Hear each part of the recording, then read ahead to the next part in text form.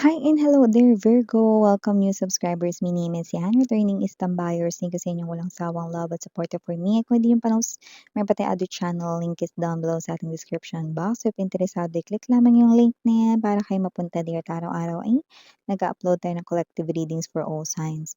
Doon, at yung halatan gender dito sa babae, lalaki, LGBT, lahat ay welcome. Pwede rin pong i-switch ang mga roles dahil possible talaga magkapalit-palit kasi general reading ito.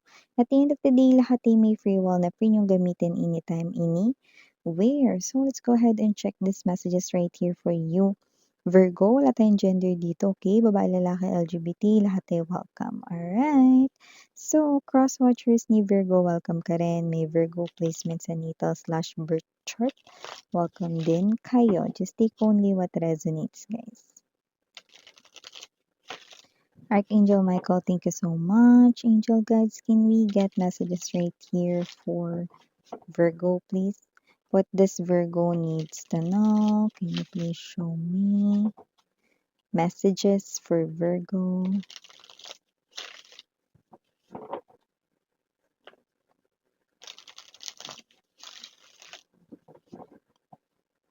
Okay, so let's go ahead and check this mga mensahe for you guys. So meron kayo ditong energy ng Moon,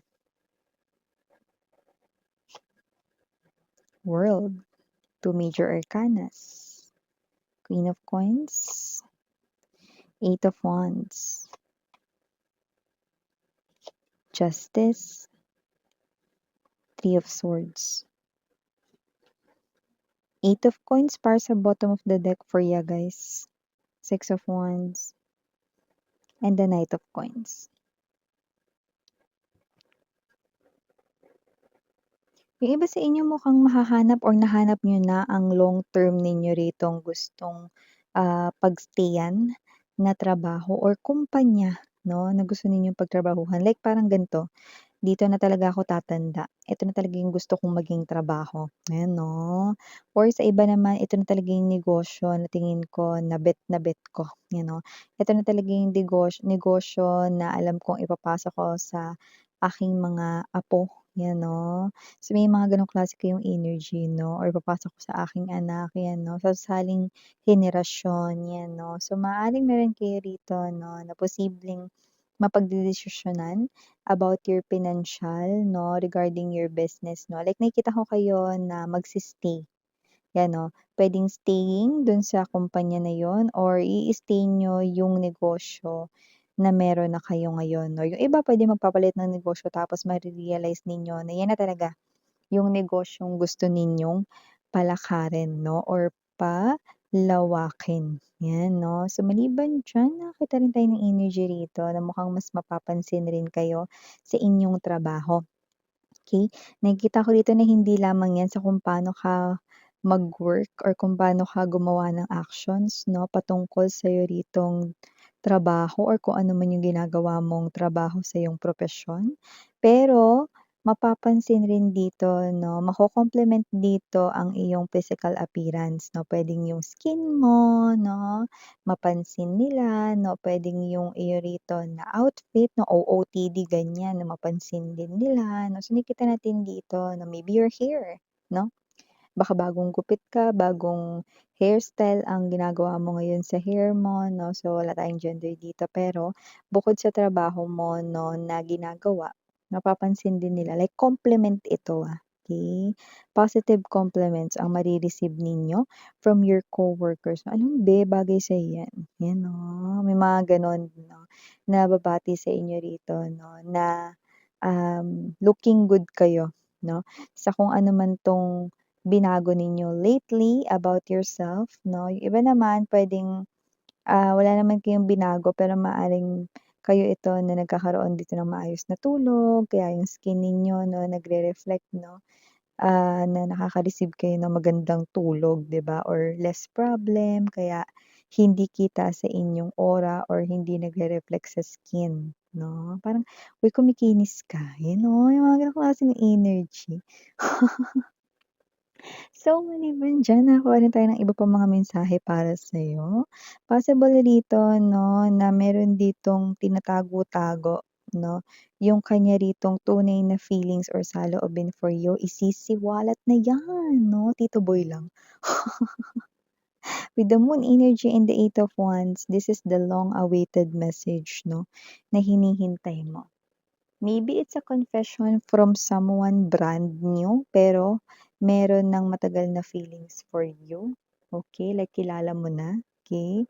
Pero maaaring yung iba 'no, ito ay long-awaited message coming from an ex 'no, na kaya mo hinihintay kasi yung iba waiting dito for closure, yung iba naman 'no, parang gusto niyo lang ng explanation, 'yan, kung bakit nag-end with the World card energy, kung ba't natapos ang inyong chapter sa love life together with that ex of yours, if ex mo yung para, dun sa mensahe na yun 'no. But if it is someone who loves you 'no, yan yung confession na matagal niya ng nararamdaman for you.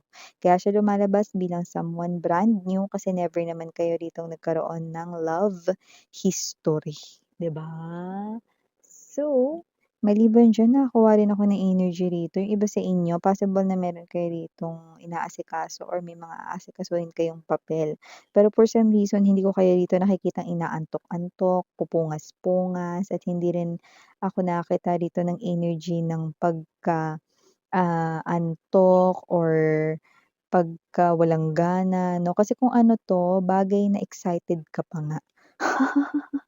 Siguro ito ay visa papers? Visa application kasi gusto mong mag-travel, mag-vacation sa ibang bansa or sa ibang lugar 'no. Puwede rin naman na ito ay travel mo, inaasikaso mo ito 'no, kahit busy ka nakangiti ka, happy-happy ka dito no. Kasi ito ay pag-a-unwind, pagre-relax 'no. Ito yung bagay rito na nakikita mo yung sarili mo rito mga babes na talaga naman na mag-e-enjoy 'no. Sa iba naman 'no, puwedeng ito lumalakad na ngayon yung inyo rito 'no, na business permits na puwedeng ganyan 'no, or baka naman yung iba kaya pangiti-ngiti dito kasi posibleng yung mga, pinipirmahan mo is pag-receive na baka nakatanggap ka rito or dumating na yung mga hinihintay mong parcels or mga boxes na mga orders mo. Puwede rin po yun mga babes, kaya kung ano man yan, happy ka dito 'no. Makikita kita ritong pumipirma, okey. So, maaaring 'yan ay pag-asikaso ng mga important papers, pero bet na bet mo 'yan 'no, dahil nakikita ko dito mag-e-enjoy ka. Parang something that will make you happy, mag-a-uplift ng soul mo and it has something to do with you. Puwedeng travel, puwede rin naman na material things na in-order mo or pinurchase mo, 'yan. Okey. So, maliban diyan Virgo, nakakuha din ako ng energy rito ha, na mukhang meron ditong transformation na hindi mo nakikita. Pagdating sa iyong pinansyal, the World and the Moon together with the Queen of Wands energy is an indication 'no, na meron ditong pagbabago sa iyong pera na maganda. Positive pagbabago ito. I'm seeing a lot of greens, look at that. 'Di ba, lahat ng mga cards 'no, greenish yung color 'no. So yan ay color ng money 'no, green and gold right in here. So definitely something here 'no is posible na, um, maabot mo. Mangyari rito, ma-achieve, yun yung nakuha natin 'no. Something that will stay grounded for a long time 'no, at hindi ito bababa 'no. Anong ibig mong sabihin dun is yan, if it is a business, pataas ang kita mo, hindi pababa, yan. If it is a career, possible na mapo-promote ka, then mapo-promote ka pa ulit hanggang sa makuha mo yung pinakamataas na posisyon na puwedeng ma-promote diyaan sa iyong okupasyon or profession. Wow! So, yun ang nakikita natin dito. Speaking of mapo-promote, may made-demote naman. Pero hindi kayo, Justice card energy, Three of Swords, may tinatamaan ng karma rito at posibleng ito ang person na nanggoyo sa'yo. Yung iba puwedeng ito yung toxic ex mo 'no, na mukhang kina-karma na ngayon.